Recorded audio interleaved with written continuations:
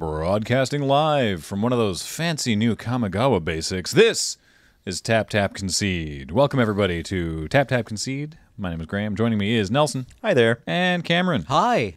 And as a reminder, the show is brought to you by our good friends at Card Kingdom. Check out cardkingdom.com/LRR for all your card needs. I'm sure they will be scrambling to get Kamigawa available for pre-order over the Christmas break. I have to assume whoever's in charge of their database would love it if Wizards would just pump the brakes a little bit, but no.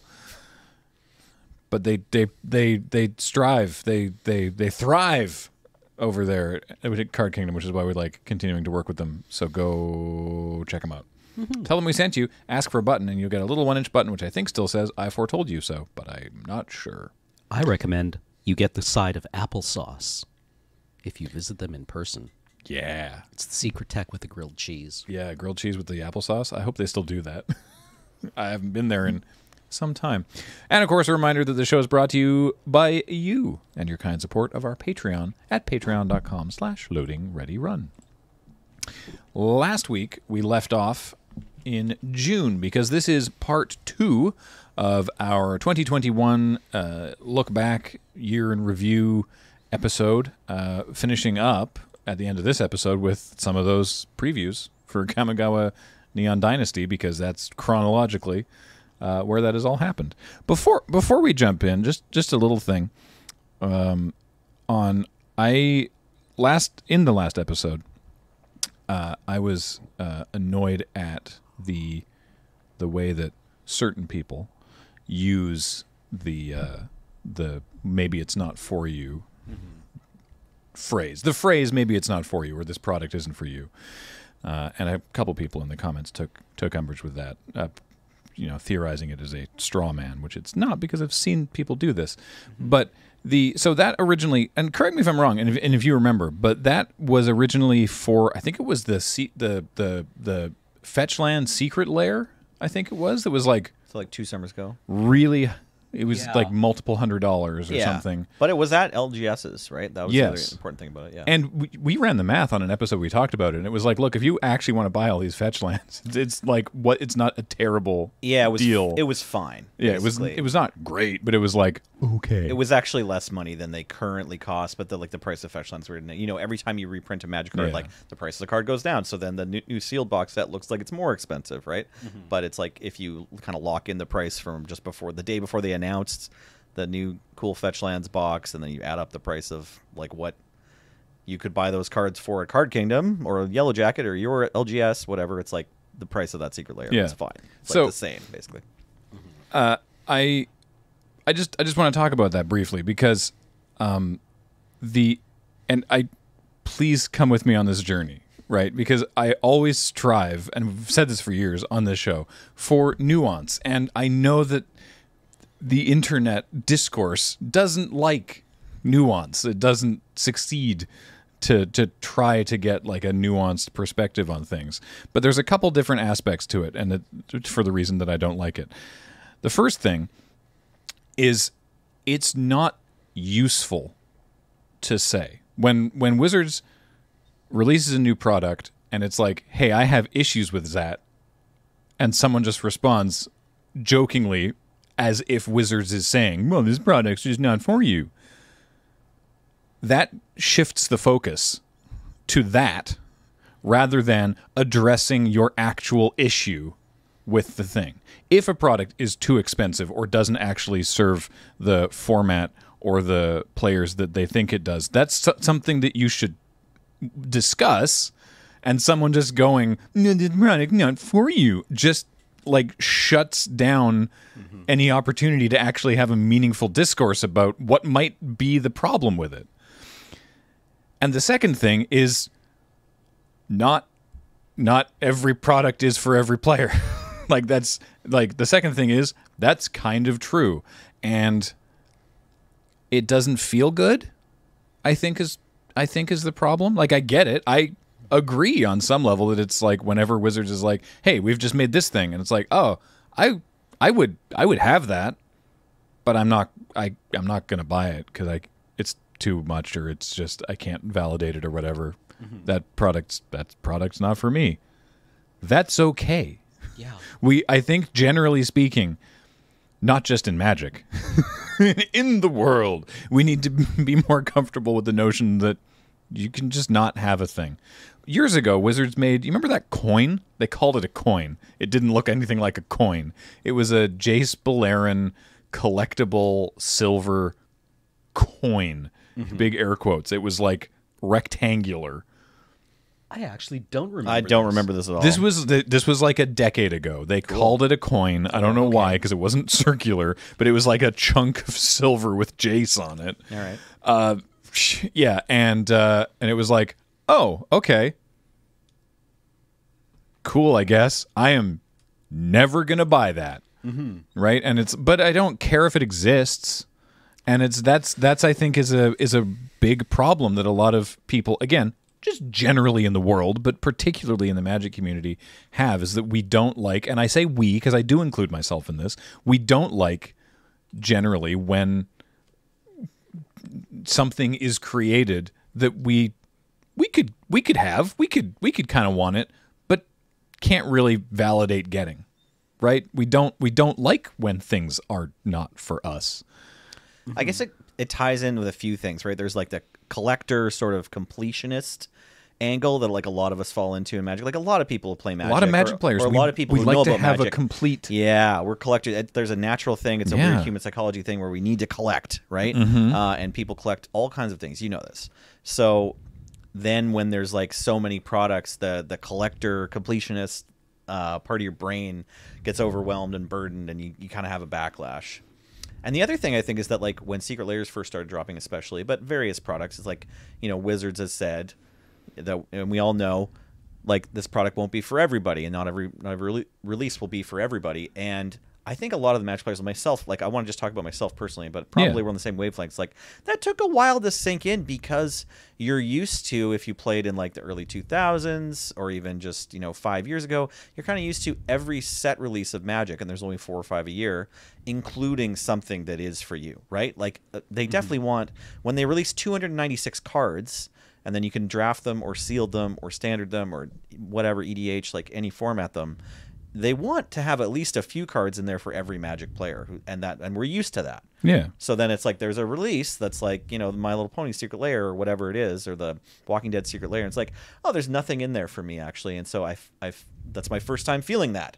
You know what I mean? It's like a whole Magic set and no cards are for me. Weird, right? And you have to kind of figure out what to do with that, and it turns out, you know, going through the last couple of years, it's like, well, you'll get comfortable with it after a few times. And like a lot of things that R&D lets you know about, we all have a knee-jerk to be like, oh, they ruined Magic. You know, it's like, oh, this new ability, this is terrible. You know, and sometimes it's companion, and you were right to think that. But most of the time, it's like 3 months passes, you've played with the cards, another set's getting previewed, and you're like, oh, yeah, that doesn't actually matter. I don't care that Mana Burn's gone. Or like, oh, yeah, damage on the stack, this is fine. Like, it doesn't, no one cares.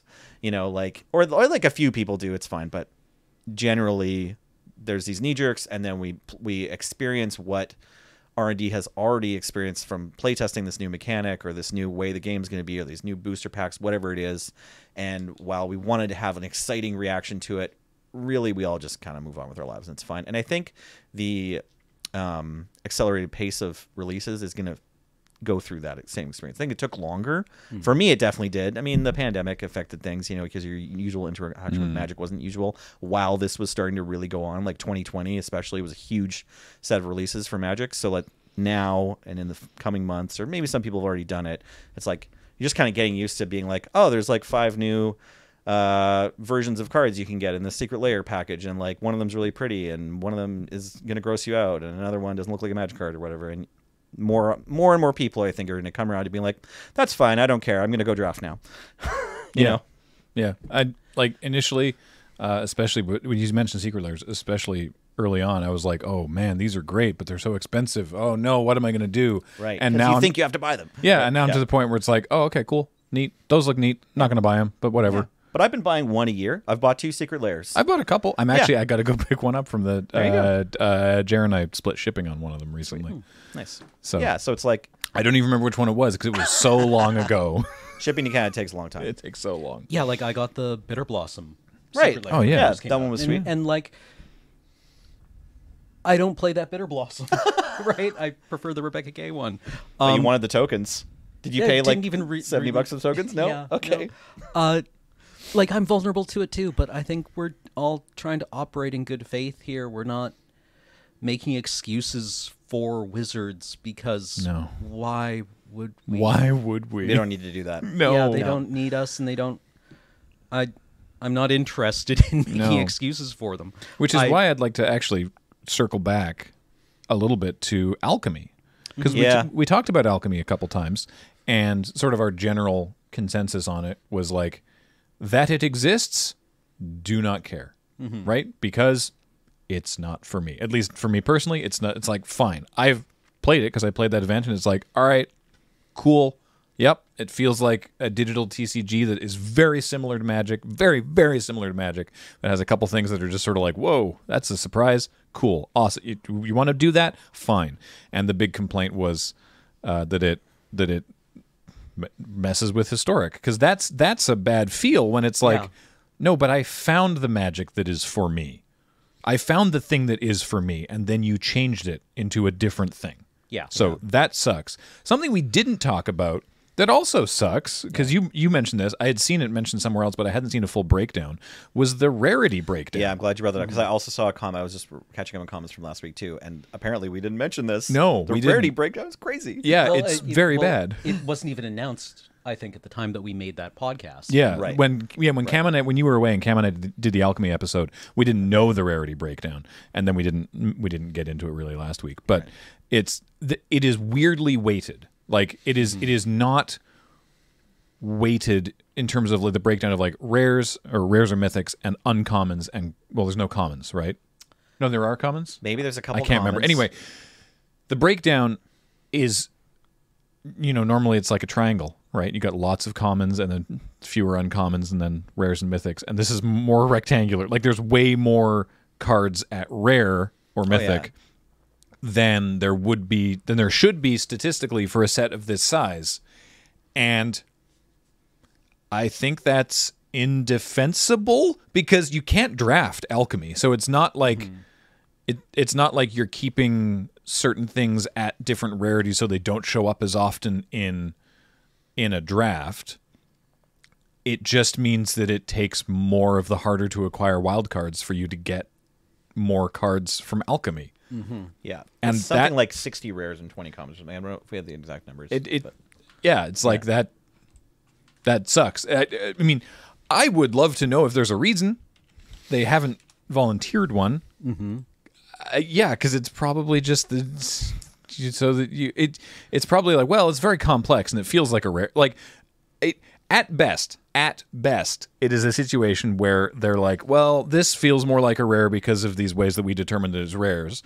And someone was like, well, isn't this going to be too many rares in the set? And it was like, yeah, but I mean, whatever. It's like, it's a digital thing. It's alchemy, like we're playing around. So like best case scenario, they didn't like think about it.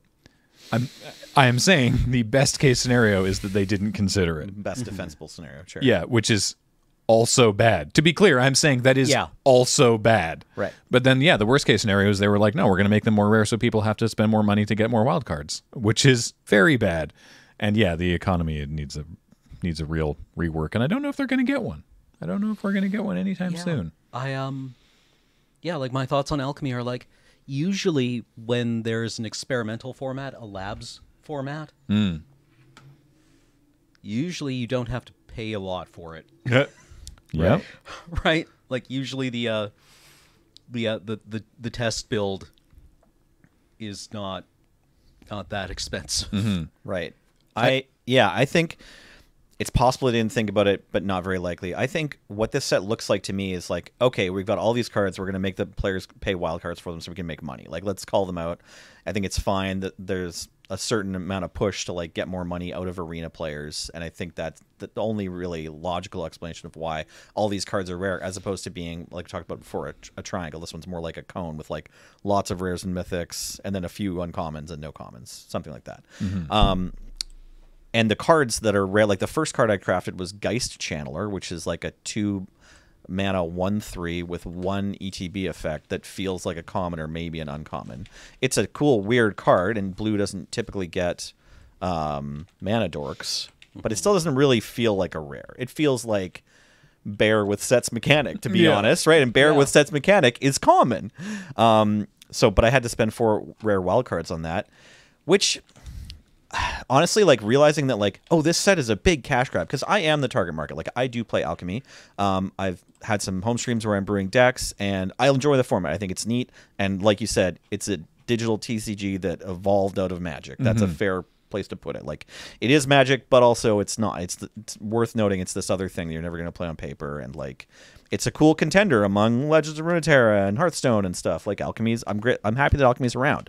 I'm excited. I'm not meh for the like creation. I'm like, oh yeah, I'm going to play this and I'm going to put money into it.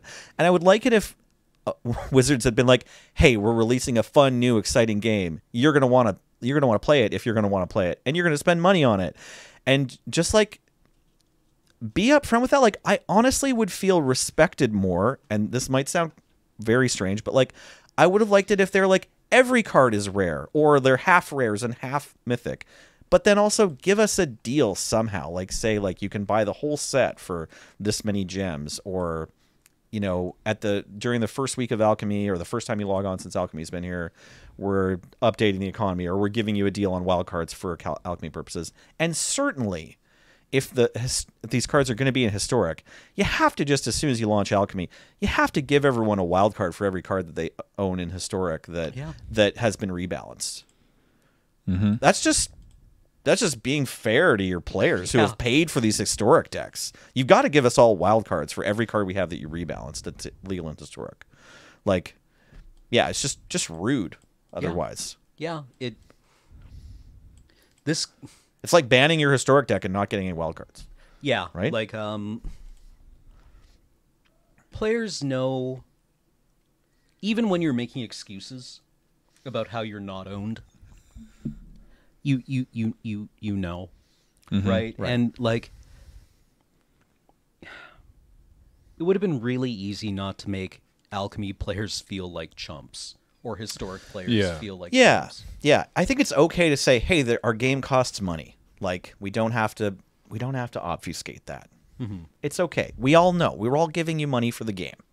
We don't mind. We just don't want to be like tricked about it. Like calling it a set makes it sound like it'll have 50. If it has 50 rares, it'll have 100 commons, right? You know? Whereas it's just it's not a set per se. It's not like what comes to your mind we think set. It's like a box set.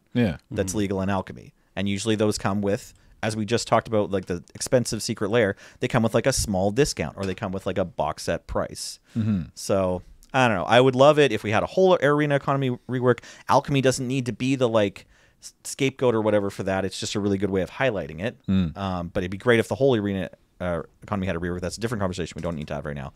But certainly Alchemy, just feels bad. Yeah, right? I don't like, and I know why, but I don't like that they use a bunch of, you know, the techniques that have been developed over the course of mobile gaming to obfuscate how much money things actually cost. I would love it if it was, you know, like much more direct. Like if you can afford it, the best gem per dollar deal is the $100 for 20,000 gems.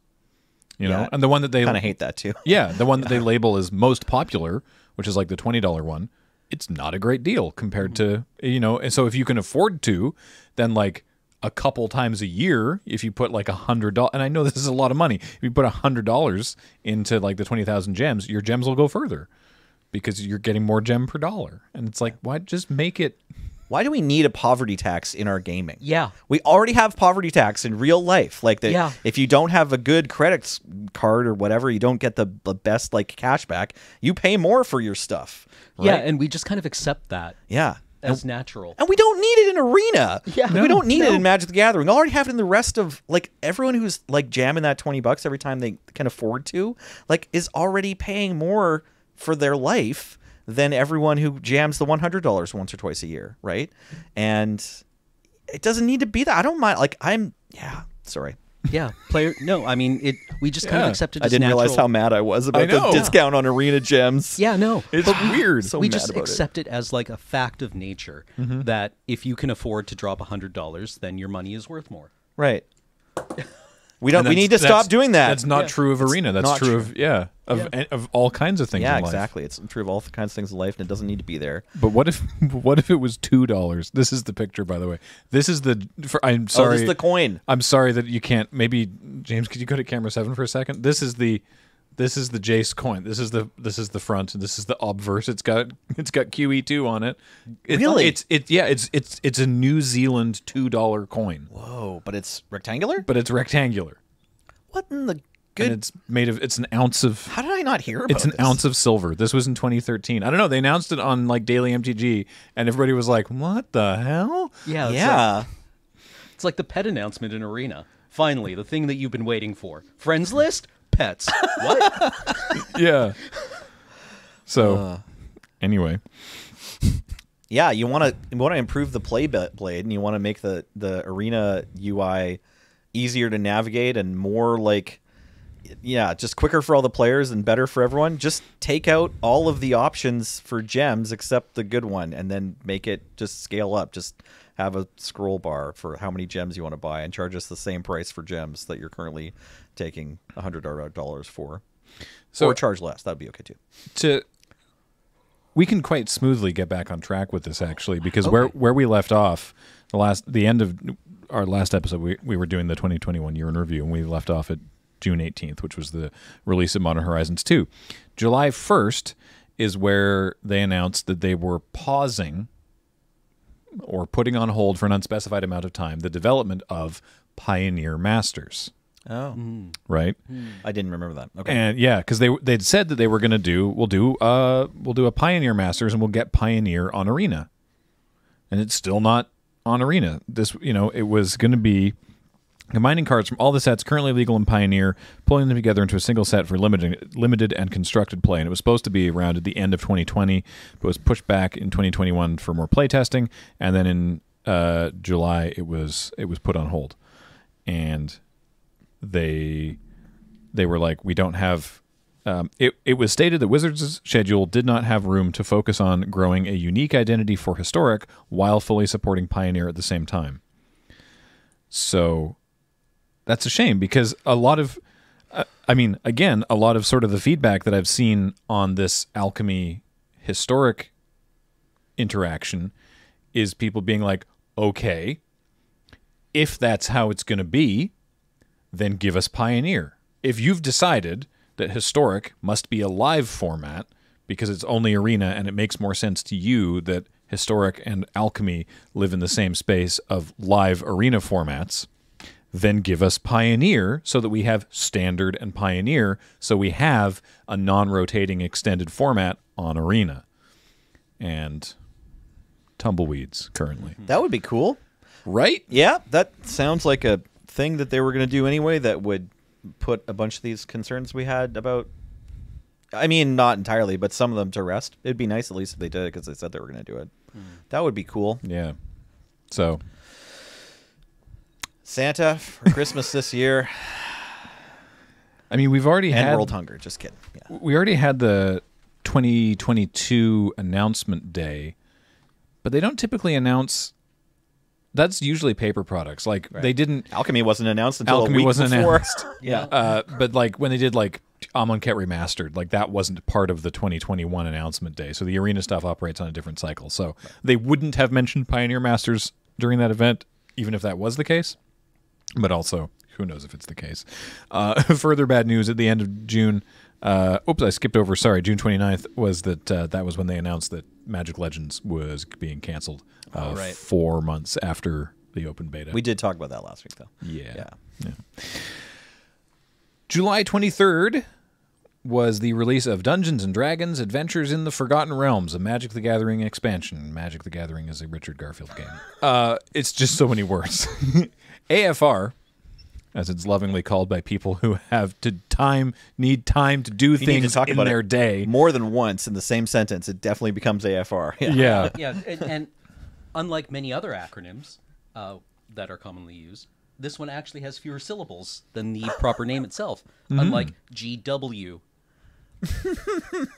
Yep. I'm fascinated by the development of this, because according to Mark Rosewater, they were like, because it took the place of the core set. There was no core set 2022, and according to Mark, they were designing it, or I think it was Mark. Maybe Gavin. I can remember. I'm not sure reading exactly Gavin's who thoughts talked about this, it, yeah. but they were talking about how they were designing it, and they were doing it as a core set, but they kept sort of they reached a tipping point where there was stuff that they wanted to do that was too complex, pardon me, for the way that they typically like to keep the core sets more accessible. And they went, what do we do? Can someone please make a call on this? And the call came down that was basically like, okay, you know what? Just make the best Dungeons and Dragons set you can. It'll release in the window of the core set, but you are not limited to making it a core set in terms of complexity, which I think is that must have been a series of interesting discussions internally. But I'm glad that they did it, actually, because I mean, I quite liked the set. Okay, asterisk, the fact that draft sort of solidified on if you're not red black you're going to lose, that not great. I weirdly like that way more than if you're not blue mill, you're going to lose. Yeah. Way more. At least getting punched by a bunch of goblins was loved less having demoralizing than getting your deck Yeah, milled my creature's out. active treason more than getting my deck milled out. Yeah, but the set, I mean, I've been playing D&D for years. I've been playing Magic for years. This just I think they nailed it. I love the flavor words. The like the What spell this is or whatever. Yeah. Yeah, I realize that it's like maybe that'll be confusing for new players because I recorded a Crack-A-Pack recently, spoilers, where we got a Mind Flayer, which has, I can't remember what it's like dominate mind. Yeah, dominate right? person or something, yeah. And it's whatever it says on it. I think it's dominate mind. And it's like, oh, dominate monster, right. Yep. So, and it's just gain control of a creature. And you can imagine a brand new player being like, oh, I wonder how many other cards have dominate monster. And it's like, well, none. There are other cards that do this, but they don't say dominate monster. That said, I love the flavor words. I like that they brought back treasure. That makes perfect sense. A lot of questions about the dungeons leading up to the release of it. I thought the dungeons were sweet. Yeah, I don't know. I got the dungeons. Yeah. Right away. Yeah. It had dungeons. It had dragons. Paula made that incredible sound effect. Yeah. There's very few feelings in a game of Limited as dangerous as your opponent flopping a turn 1 barbarian class. Oh, Yep. And just being like, oh, well, I guess I'm going to have time to go to the bathroom. Did you know that the on Arena that there was a system in place for if you had to roll like a preposterous number of d20s? No. Oh, like So, 'cause if had you- Delina or something? Yeah, or... if you had barbarian class and there was the pixie guide, I think it was, Right. and then you did like a Delina attack and the pixie guide and barbarian class both say if you would draw or if you would roll a d20 then you roll a dice then you a die. If you would roll a die then you roll an additional kind of die. Anyway, you roll another one. And so it's like if you just have like a pixie guide, then you roll 2 dice and you see them on the screen, they go like roll, this one's bigger. And then that goes to like 3 and 4 and 5. And I don't know what actually the threshold point is, but I definitely saw some videos of people who had like a lot of barbarian classes and Pixie Guide. I think that they were making multiple copies of Pixie Guide with Delina. And so they had like, a dozen or whatever Pixie Guides. And then when they would roll a dice, it was just like a handful of D20s being flung across the board. It was just like D20s flying everywhere. And then the game would go, this one was the highest. Nice. Found the 20. Yeah. Yeah. I thought that was pretty sweet. It was possible to win, too. It didn't feel like you were totally locked into red-black, but you should try to get into red-black. Yeah. I think the bots did also get better at it it felt like it anyway. Mm-hmm. I guess I mostly play traditional and drafted with people. August 6th, they released the 2021 Arena Starter Kit. And if you don't know what this is, I would not be surprised. I opened one for a future episode of Crack-A-Pack because I saw one at London Drugs and went, what is that? What the heck is that? London Drugs, by the way, is a Canadian...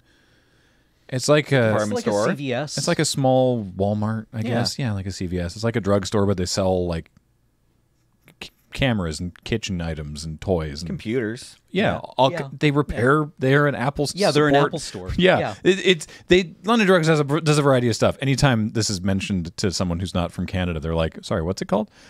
We had to phone in like a computer repair, and they were like, "All right, well, we'll just book you in at a Apple certified retail." Like, I was talking to a Apple tech, and she was like, "There's a lot of places in your town called London Drugs, and my system is telling me they will repair your laptop." And I was like, yeah. She's like, okay, we'll book you in there then, I guess. Anyway, the Arena starter kit is 2 decks. It's like it's 2 pre-constructed decks. They each had like 5 rares, and they're designed for like you and a friend to fight with cards. And then also there is a code for each of you to get all those cards on Arena. Oh, okay. Heads up, duplicate protection does not work. I was dismayed to discover because I was just the list of cards. You don't get gems or whatever. Yeah, because I was like, oh, I have 4 of each of these rares. Actually, I spent a couple wild cards to make sure I had 4 of each of these rares because I was like, I was like 10 rares, right? That's like 200 gems. Right. No. Damn. I submitted a support ticket. I was like, hey, this didn't work, and they're like, no, it doesn't. Oh, Speaking of feel bads, great. Yeah, didn't like that. But yeah. Anyway, Were the decks okay? Did you play with them at all? didn't play with them, but they right. they looked good. They had some like decent cards in there too. Sweet. You know, there was like two of the rares were foils. It was like Cyclone Summoner and Dragon's Guard Elite. Yeah. So it was like blue black Magecraft or yeah, something, blue black or green Magecraft. Okay. And then red blue giant wizards. Nice. It was fun. Cool. Look- I have one in look my neat. purse that I'm planning to send to my nephew for Christmas. Oh, awesome. Hopefully, there I you will go. be able to get it there on time. Also, the Adventures in the Forgotten Realms gift edition bundle, which was the like fancier bundle. Okay. Anyway, August 12th, Jumpstart Historic Horizons. This was another one of the Arena announcements that's like, by the way, we're doing this next week, right? It was like, it felt like a big surprise. So it was, But then it got pushed back because didn't they announce at the beginning of the month, and then they had to push it back 2 more weeks. oh, and then we got free drafts. Yes. That was fun. Yeah, we had rotating old I like drafts. the free drafts. Free drafts, yeah. I think so. Let me...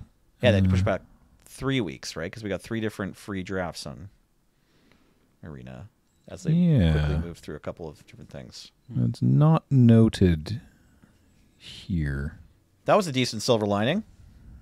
Yeah, the free drafts was good. Maybe we're still within the window that they'll be like, Alchemy, by the way, wild cards. So It was only 3 weeks ago.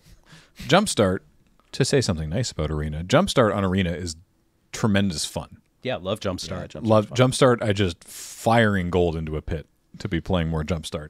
And then this was Jumpstart with new and cooler cards. So I was like, all right, great. Still fun. Still very much enjoyed Jumpstart. So this was cards from Modern Horizons and Modern Horizons 2, including the 31 new to Magic cards that were printed for those. So it's like it's cards from Modern Horizons and Modern Horizons 2, and then some Jumpstart ones as well.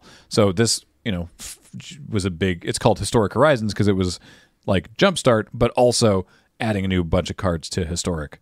And Gladiator. And Gladiator. I was thinking about Gladiator as well. Now this is where we got those 10 digital only designs. So this was the beginning of that with Seek and Perpetually and Conjure. Oh no, there was more than 10. Why did I say there was only 10? There was like 30 cards total, right? There's only 3 new mechanics, 5 planeswalkers. Why did I think there was? What did I have in my head? I'm conflating this with something else. But yeah. There was stuff. Yeah, baffling defenses and Yeah, probably the most. Davriel's Withering. That's what I was going Yeah. to say. The most noteworthy card was Davriel's Withering. And Davriel himself. Yeah, we're probably not going to have the date on it, but they've already rebalanced Davriel's Withering because they wanted to take that deck out of Historic. You can't target your own creatures with Davriel's Withering anymore, but you used to be able to target your Vesper Lark. And the problem was that this deck didn't actually reach like super high competitive top tier power level in Historic ever. I don't think. I mean, it was fine. You could definitely ladder with it. You could get to Mythic with it, but like I don't think it was in contention for top Historic decks. But it created an unresolved loop. Like if you could either win the game if you have a Blood Artist out, or you can draw the game. And I think the Arena developers just didn't want anything that draws the game. Yeah, exactly. Drawing the game is like, it sucks. Right. Also, I'm glad that they banned that one in.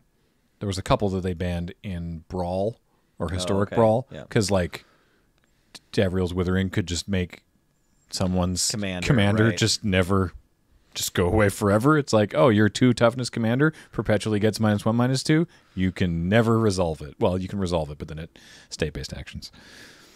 So, also, yeah, weirdly, so the Conjuring, there's like 7 cards that exist on Arena, kinda, that can only be conjured Right. by the cards in Jumpstart Historic Horizons. Stormfront Pegasus, Force Spike, Kraken Hatchling, Ponder, Assault Strobe, Fog, Regal Force, and of course, Tropical Island. Oh yeah. Because there is that merfolk that can conjure a tropical island. And it's like, what's Tropical Island doing on my arena? That's weird.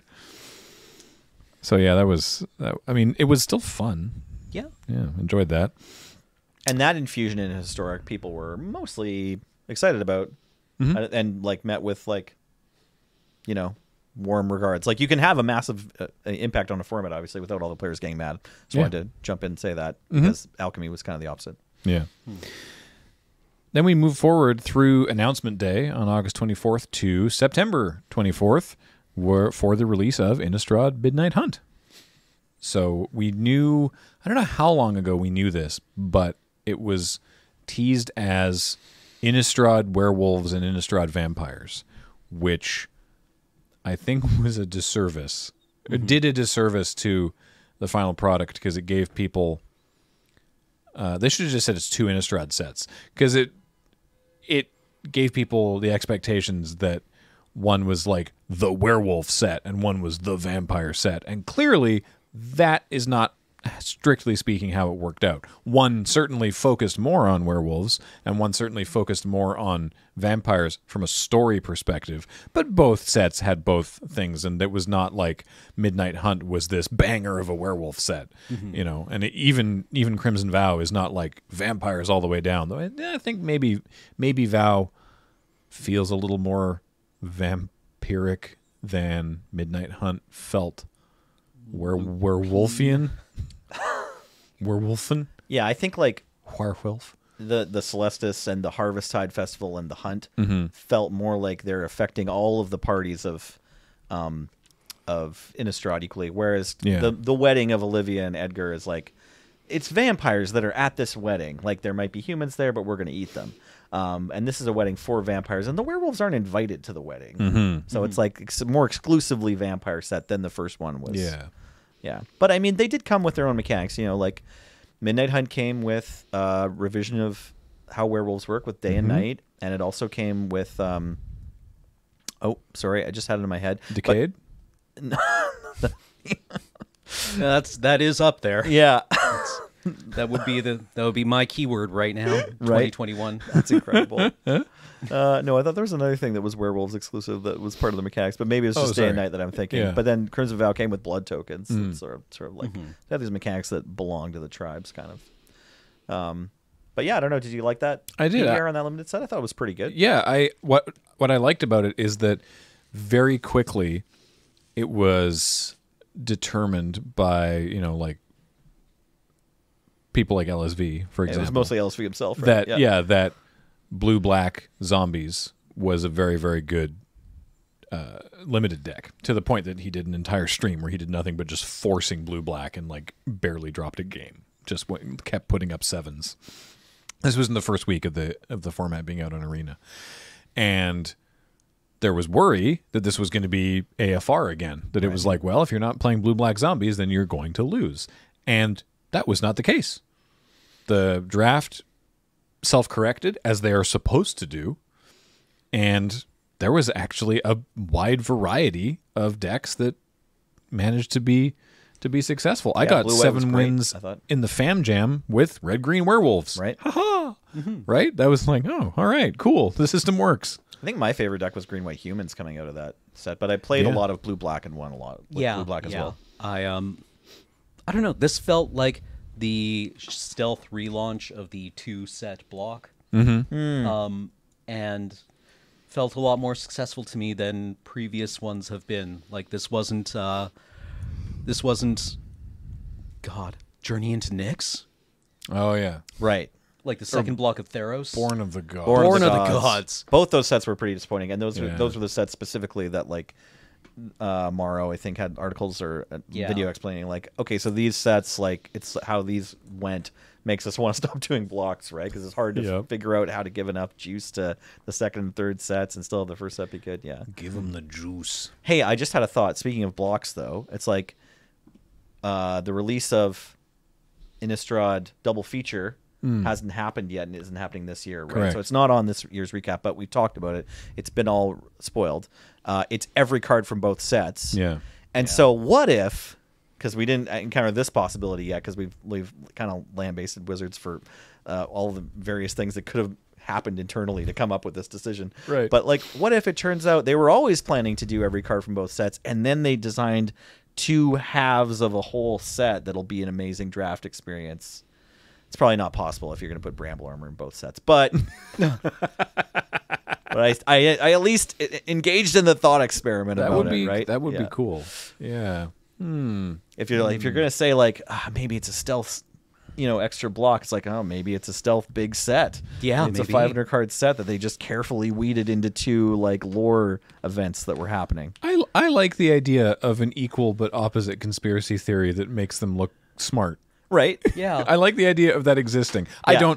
In this case, I don't think it's true. Yeah, I don't think it's true But either. I love as a thought experiment. I love the idea of, and again, this is not just about Magic or Wizards of the Coast. Just in general, I'm now in love with this brand new idea to me of that you come up with a competing conspiracy theory, but that makes the people involved look like really intelligent and like, Well, I mean, that like is they're kind of the going in nature like beneficial. most conspiracy theories. Okay, right? not It's like, intelligent. Benevolent or Benevolent. right? Yeah. Okay, benevolent. Right, yeah. Because yeah, most yeah. conspiracy theories are based on the idea that the people in charge are way more competent than they really are. Right. Yeah. Yeah. That we have didn't way just get more here by resources. accident. Yeah, exactly. Yeah, and they know what they're doing, and they knew what would happen when they did something. Yeah. Yep.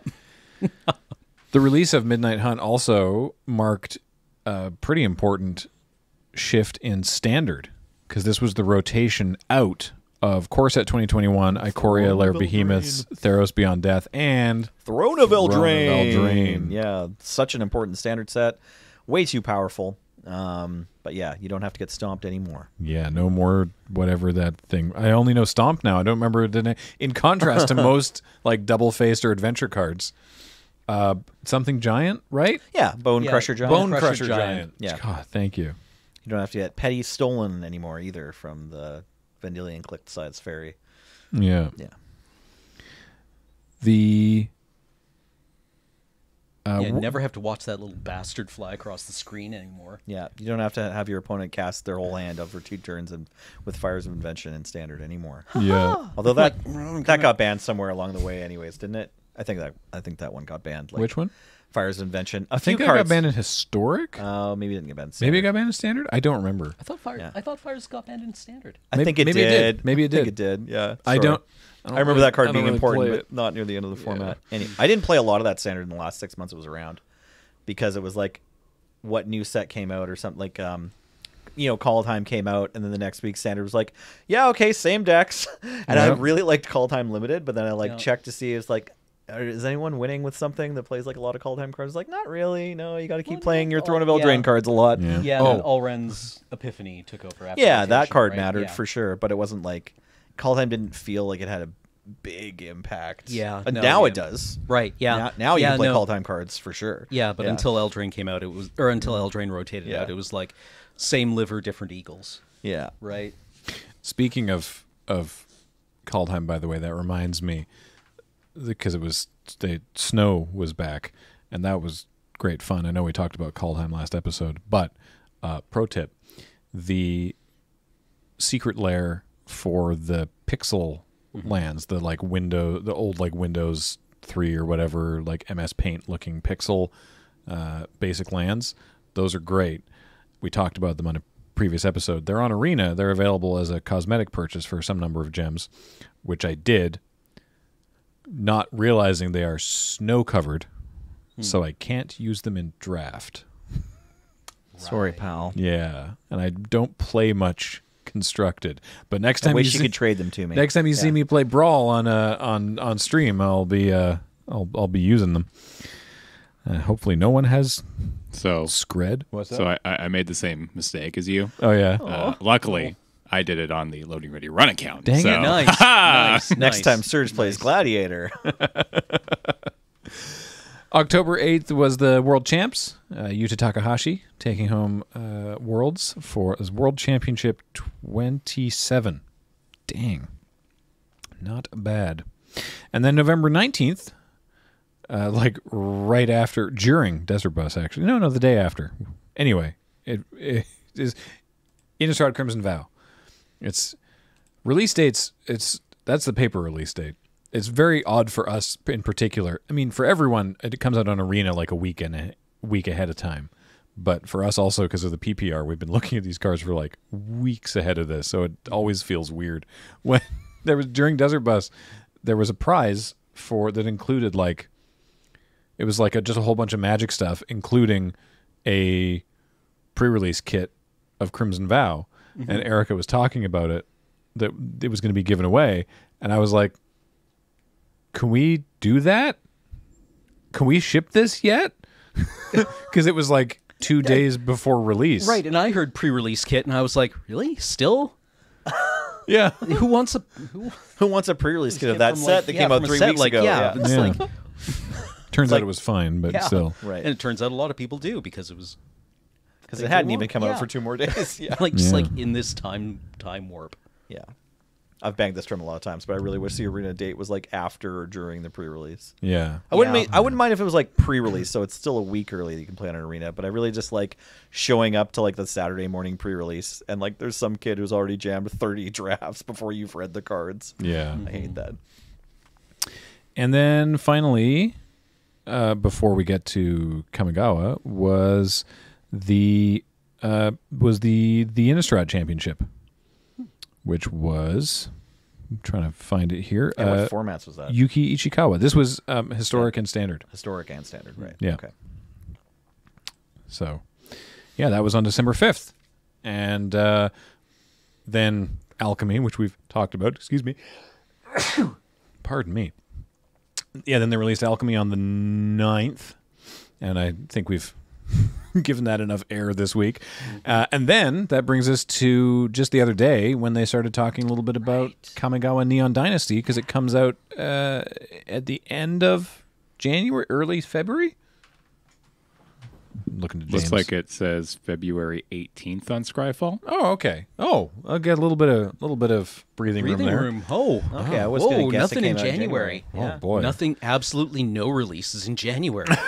None. Not a one. We're gonna make it happen. No, that's not true. I still want to play James, double feature. Yeah.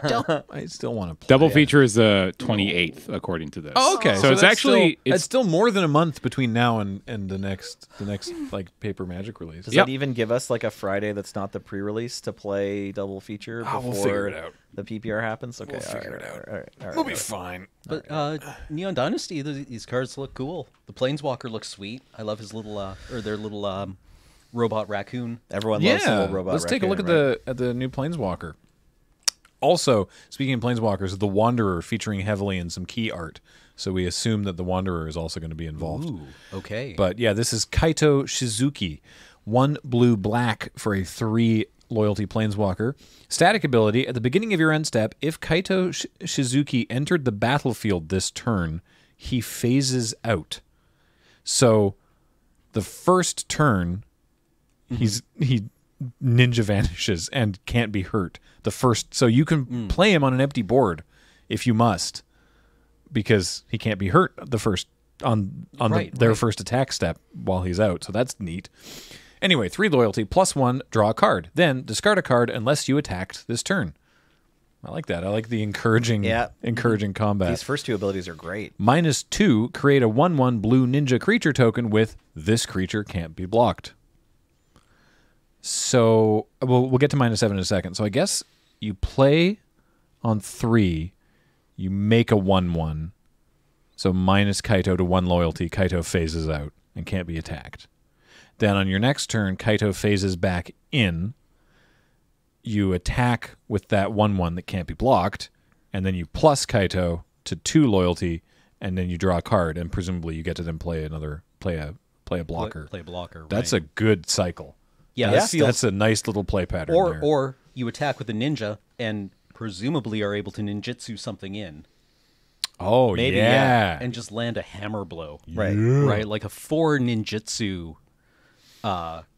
creature. Zerath-san. It's sometimes like a 5 or 6 mana creature normally. Yeah, with, that's like, gonna be a large hammer stats, blow. right? Yeah.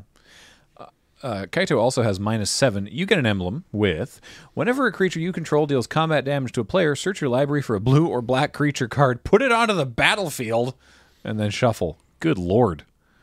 Wow. I actually don't think that emblem is that great. I don't know, as far as -7 emblems go. But this is a guess. 3 mana planeswalker. It You starts still with have to 3. swing through, right? Yeah. Like you have to have a token. Yeah, I like the showcase frames. This is very cool looking. Right. How many different arts are there for this planeswalker? This is the 4th one I've seen. Okay.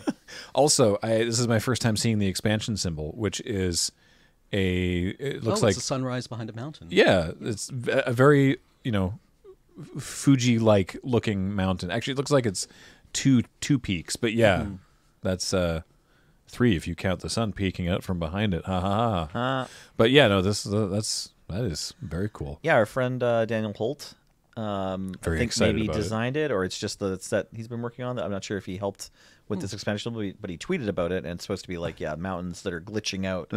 Right? I don't remember what pre-release he came up here for. All I remember about it was that he's very, very, very excited about Kamigawa in general. So, gosh, if we get things lined up that we can do PPRs again and we are able to have guests, boy, that would be nice to have him back, but who knows the state of things. Not us. What else did they spoil? Ooh. Atsushi, the Blazing Sky. 2 red for a legendary dragon spirit. A 4/4 with flying and trample. I'm already on board. 4/4 flying trample for 4. And it's a dragon. Great. Yep. Trades with Sarah Angel. Yeah. When Atsushi, the Blazing Sky dies, when that happens, Cam, choose 1. Exile the top 2 cards of your library until the end of your next turn. You may play those cards or create 3 treasure tokens. That's hot. Yeah. That's a nice dragon I'm right on there. board. Yep. That's spicy. Ancient Tomb mana. Oh, yeah. Yeah, right. Good old Ancient Tomb mana. Oh, right. Yeah, Hidetsugu. Already been hearing about this one. Don't you worry. Don't you worry. I've already heard about Hidegetsu. The demon himself. Hidetsugu Devouring Chaos. 3 and a black for a 4/4 ogre demon. Legendary. For a single black, sack a creature, scry 2. I see why you've heard about this. Yeah. Or 2 and a red and tap and exile the top card of your library. You may play that card this turn. When you exile a non-land card this way, Hidetsugu Devouring Chaos deals damage equal to the exiled card's mana cost to any target. Yeah, that is honestly pretty spicy. You get to burn them and play it. Yeah. That's wild. Okay. Oh, yeah, and then this is the... You can also have a purple one instead This of is a black one. the neon treatment showcase, which there is some sort of like different rarities of neon. So I don't think this one is technically neon. It's hard to tell. I feel like these 4 are neon, and apologies to the listeners only, but you've got the red, the green, the blue, and like the yellow thing. And if you look on the website, so unlike the soft glow treatment, you'll find a variety of cards. This neon ink treatment is exclusive to these 4 versions, so the ones that we just showed you. Each showing off a new to Magic foiling process to make a card feel truly like it is glowing. These will be prize find for players and collectors, and 3 of these colors are found only in the collector boosters. Less than 1% of boosters contained a neon ink card. There are about half as many green ink cards as blue ink cards, and about a quarter that many red ink cards as green ink cards. The fourth, the yellow neon ink treatment, will be available as promotional card through WPN premium local game stores. What's the real foil then? I don't know. What? I don't know what any of those words I just read mean. This is Why? And that's the idea, right? We need Yeah. to I think so. obfuscate what the rarity of the card is, just like we obfuscate what the value of the in-game currency is. the Cool. emotional journey I just went on. See, I like booster fun, right? okay. The thing that they Okay. talked about. I like being able to open a pack of cards and it's like, wow, there's a bunch of different stuff in here. That's cool. And I feel like the legal obligation to disclose the chances of finding a thing like this, which is good and I support, but I feel like having that legal obligation where they have to say this is how likely you are to find these things, like undercuts that fun aspect. Because it's like I bet they would rather not talk about, or maybe I don't know, maybe they would, maybe they want people to know how rare and limited these are. That's weird. That's weird that it's that why are certain colors whatever. What is the rarity of the red one? Isn't it more fun? It's like Part one of in- Project Booster Fun that we make the rarity even more fun for you. I want the red one, but I do not want to have to think about it. I just, man. Does on, this let get me- into aristocrats? Yes, but not for the reasons you think it does. The You second think it ability, does? Yep. The second ability I think is really interesting. The first one costs too much mana. It's going to come down to how much Aristocrats wants another 4/4 for 4 that doesn't have haste. Yeah, exactly. Right? Like, what am I cutting for Yeah. this? Probably Nightmare Shepherd Yeah, you could try this instead of Nightmare Shepherd. I'm not sure if that's going to work out for right. me. Yeah, for Hidetsugu, right? so it's 4/4 on the ground, not evasive, not hasty. so Doesn't double your triggers. Yeah. So Cameron, to answer your question, I'm just to repeat what James said, but more slowly. So less than 1% of boosters contain a neon ink card at all. Okay. So first step, get a collector booster specifically, which is Yeah. already quite a buy. Okay. Get so in a 100 case collector of collector boosters. boosters. Okay. There's one. Right. So less than 1% contains a neon one. Okay. There are half as many green ones as blue ones, and a quarter as many red ones as green ones. Whoa. I just realized we're experiencing an LOTR spoiler because I like less than half of you half as much as you deserve. Yeah. And I like more than half of you twice as well as you ought to be liked. I didn't get that quote right. Sorry, but you know the one I mean. Well, I mean, Bilbo almost didn't get that. Yeah, that's right. I mean, I got the WotC Booster Fun version of it right because it sure whatever I said didn't make any sense at all. Sorry. Oh, man. Okay, so the one I would actually want is like there are 4 of them on Earth. The most rare. Yeah. What's that purple one you showed us? Is that just in the regular draft packs? That's my favorite one I've seen yet. That's the soft glow frame, Soft glow frame. which, yes, that's just normal showcase. Normal. That's just like the showcase frame. Okay, so I can get this in lots of collector boosters. Yes. And it'll be cheaper than the other ones if I just want to buy it as a single. Yeah. Fair enough. Hidegetsu might get into aristocrats. Not worth the red one. Right. I think if At least you can my tell... opinion on Hidegetsu and aristocrats is if Hidegetsu is your only way of squeaking damage through, oh buddy, I think he's... buddy, you're in a rough spot. My very first commander deck was Hidetsugu. Mono red, just trying to give Hidetsugu haste and then like activate it multiple times to kill everyone, or then also had earthquakes or something. It was, and like we thought when we first started playing EDH, like Commander hadn't been invented yet. This is like ages and ages ago, and I like read an email with the rules in it, and so I was like, oh, this Commander just kills everyone. I can just win the game like as soon as I can get the Commander out, put the boots on, deal some extra damage, and activate it because it's going to deal 20 damage if they're at 40, or it needs to deal 21. So it's like you just have to have a couple extra points, just a few earthquakes or whatever, flame rift or something. And I don't think that's how commander damage works. I honestly haven't really done any commander decks that do commander damage, but they have to attack, right? Yeah. Yeah, okay. So I was gotta be wrong about combat that. damage. Yeah, but like I definitely won one game of commander in like 2004 or something, shortly after commander had been created.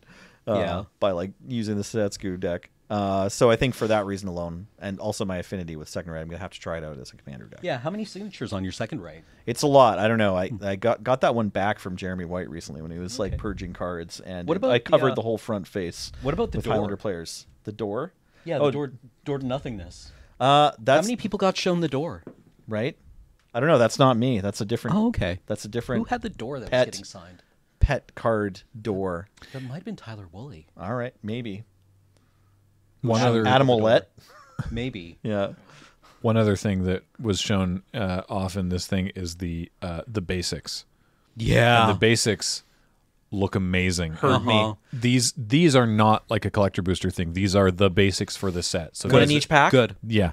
Good. I'm in. So these are in draft boosters. Get in my draft set box. These are in set boosters. These are in Oh, collector I'd only boosters. seen the Galaxy planes. I'd only seen the planes. This Oh, is no. very. Every one of them is gorgeous. Yeah, these are like traditional Japanese style woodblock sort of looking stuff. Yes. Right? Yes. Yeah. Yes. That's a good swamp.